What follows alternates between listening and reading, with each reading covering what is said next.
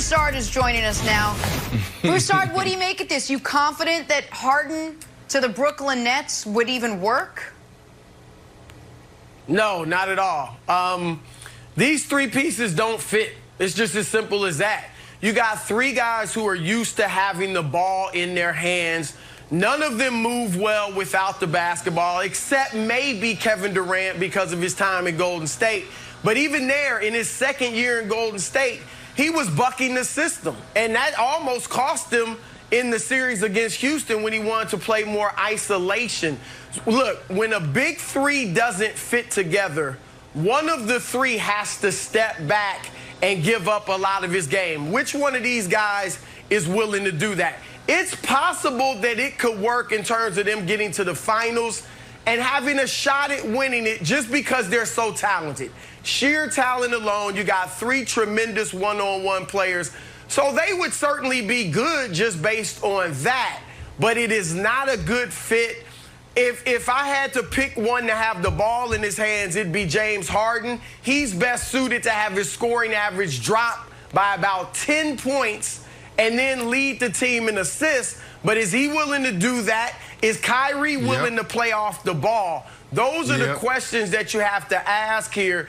If James Harden is looking to move, his #1 destination should be Philadelphia for Ben Simmons. And the same goes for Houston, because I'd rather have Simmons than anything Brooklyn can offer. So let me talk about the Nets side of this and then get into why I don't think this will happen. I think a KD and Harden duo would be absolutely unbelievable. The only reason it wouldn't be the best duo in basketball is because LeBron and Anthony Davis are still out there with the Lakers. But in most years, that would be the best 1-2 punch in the league. The problem is the Kyrie piece. And while the reporting is Harden really likes the idea of this, I cannot imagine that Kyrie likes the idea of this whatsoever. And if this were to happen, I would imagine this time a year from now, we'd be talking about the Nets trading Kyrie, because those three guys do not work together, all three of them. Forget what they'd be on the defensive side of the ball. The skill sets, to Broussard's point, are too redundant. But the reason I think it's something of a moot point is because Rafael Stone, Daryl Morey's protege, who's the new GM in Houston, his first move is not going to be trading James Harden and not getting a blue chipper in return. You are absolutely right, Broussard, that if Harden's available, Ben Simmons makes more sense. If Danny Ainge were ever willing to actually try to win a championship, 1-for-1, Harden for Tatum is a really interesting trade. There are so many teams that would give up a better player with respect than Karis LeVert and Spencer Dinwiddie for the 3-time reigning scoring champ and a guy that's top 5 in the MVP every single year. And this is not a situation where Harden can just pick his spot.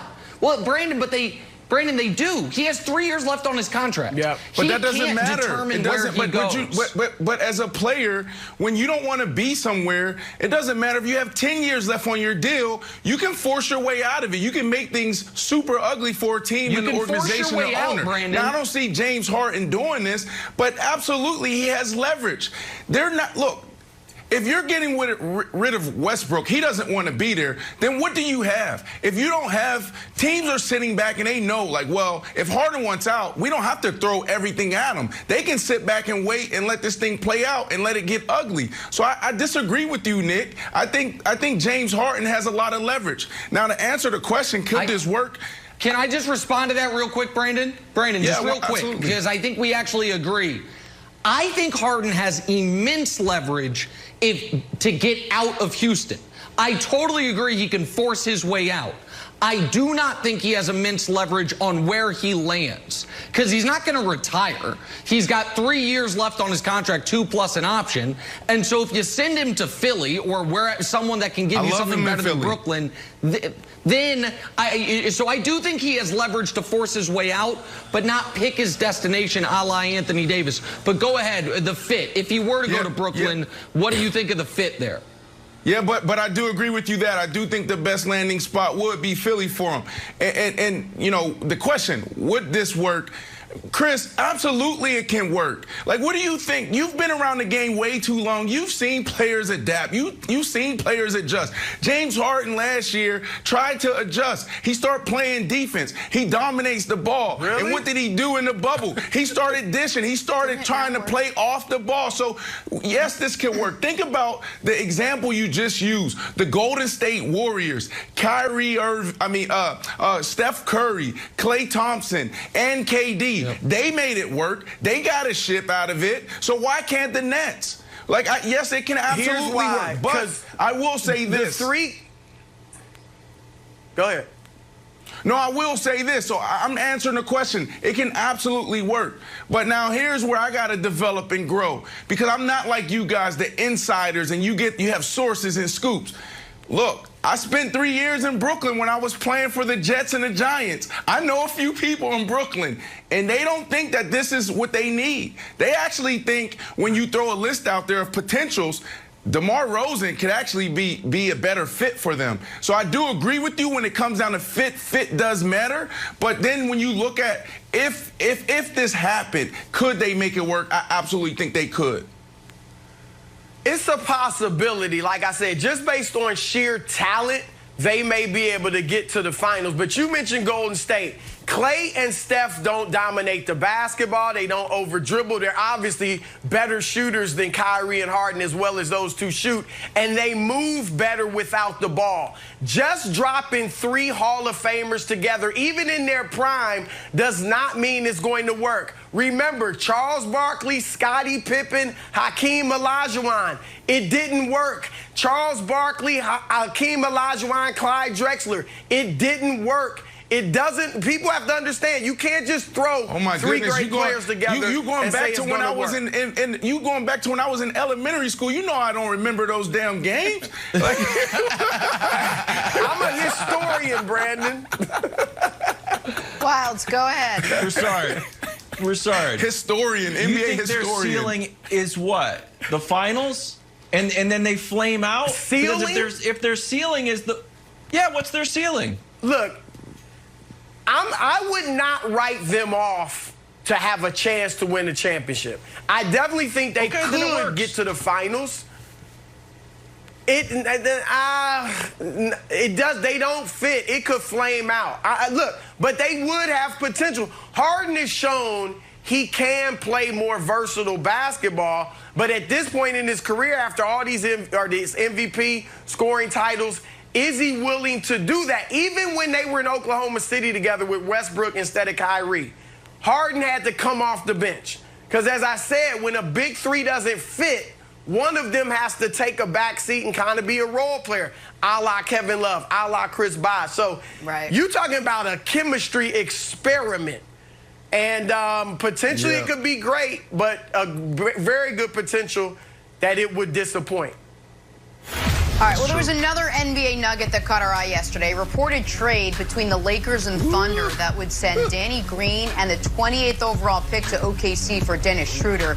And, Nick, you tweeted out some inside information yesterday.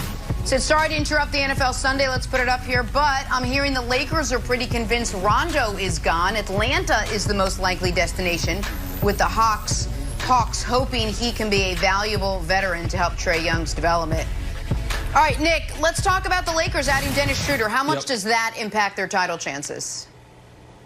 Oh, it increases them. It's a great trade. It's the trade we talked about on Friday. To me, it made way more sense than DeMar DeRozan. And you still keep Kyle Kuzma as a trade chip. I don't know how much value he has. Rondo, but the other news here is Rondo's gone. So I've got a little bit of information for Lakers and NBA fans. Here's what you need to know. Condavious Caldwell-Pope will probably be back, but it's going to be similar to the J.R. Smith situation, his last contract in Cleveland. It's going to take a long time, and the Lakers are going to have to pay a lot of money, use their bird rights to get him. Rondo is gone almost assuredly to Atlanta, and then they have a decision to make. Do they try to keep Dwight, Or do they let Dwight leave, probably to Golden State, and try to use their entire mid-level on maybe Tristan Thompson or the guy I think would fit better in Serge Ibaka? Those are the moving pieces, along with Anthony Davis deciding, is he going to take a 1+1 or the 5-year deal, which are the two things he's weighing. But Schroeder, the addition of Schroeder makes a ton of sense for him, Broussard. It fits. Danny Green was clearly on the downside. The 28th pick wasn't going to help him this year. So I love the Schroeder trade, Broussard. Nick Scoop makes up for those horrific Russell Westbrook trade proposals from last week. So good job, Nick. I'd much rather have Serge Ibaka if I'm the Lakers than Tristan Thompson. Yeah, this is a great fit. Like I said last week, DeRozan was iffy as far as the fit. Schroeder showed he can play on the ball or off the ball by playing with Chris Paul and Shai Gilgeous-Alexander. He's a bona fide third scorer who can also make plays for other players, and he shoots the three well enough not